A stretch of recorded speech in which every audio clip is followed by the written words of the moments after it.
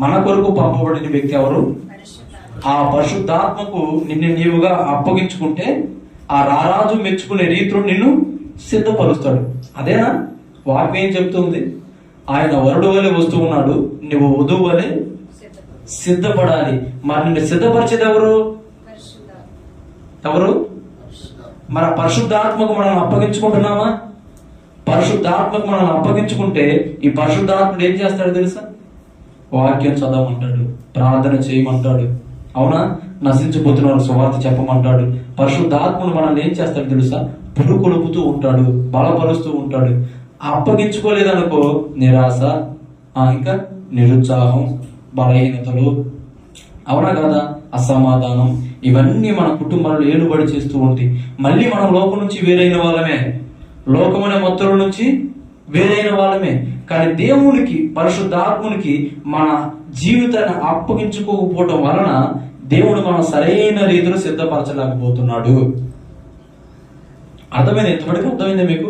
ఏంటిది? దేవుడు, పరిశుద్ధాత్మ దేవునికి మన జీవితాన్ని అప్పగించుకోకపోవటం వలన మనల్ని దేవుడు సిద్ధపరచలేకపోతున్నాడు. ఎలా సిద్ధపరచలేకపోతున్నాడు అంటే, అందము మోసకరము సౌందర్యము వ్యర్థము, యెహోవాయందు భయభక్తులు కలిగిన స్త్రీ కొనియాడబడును. నీవు కొనియాడబడాలి అంటే, నిన్ను అందరూ మెచ్చుకోవాలి అంటే, నీవు మొట్టమొదట పరిశుద్ధాత్మ దేవునికి అప్పగించుకోవాలి, లోబడాలి.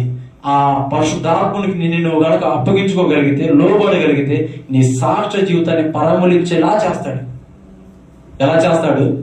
మీ సాక్ష్య జీవితాలు మీ గ్రామాలు కాదు, మీ ప్రాంతాలు కాదు, దేశాలు దాటేటట్టుగా దేవుడు పరిమళింప చేస్తాడు. ఎప్పుడు? పరిశుద్ధాత్మకు మన జీవితాలు మనం అప్పగించుకున్నప్పుడు. అర్థమవుతుందా? కాబట్టి ఏం చేస్తారంటే, ఈ లోకం నుంచి వేరైన మీరు, లోకం అనే మత్తులో నుంచి వేరైన మీరు, పరిశుద్ధాత్మ అనే వ్యక్తికి మీ జీవితాన్ని అప్పగించుకోండి. అప్పగించుకున్నప్పుడు ఏమైంది? మిమ్మల్ని ఆయన చక్కగా సిద్ధపరుస్తాడు.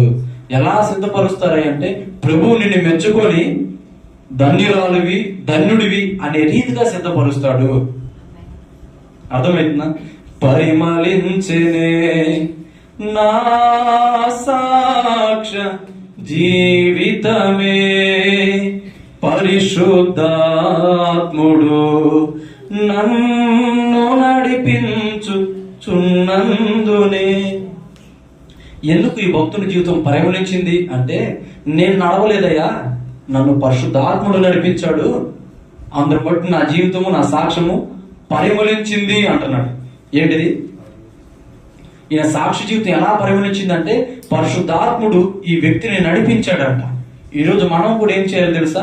పరిశుద్ధాత్మునికి నీవు లోబడి, పరిశుద్ధాత్మునికి విధేయత చూపించి, పరిశుద్ధాత్మునికి నిన్ను నీవుగా అప్పగించుకుంటే ఆయన నీ సాక్షి జీవితాన్ని కూడా పరిమళింప చేయగలుగుతాడు.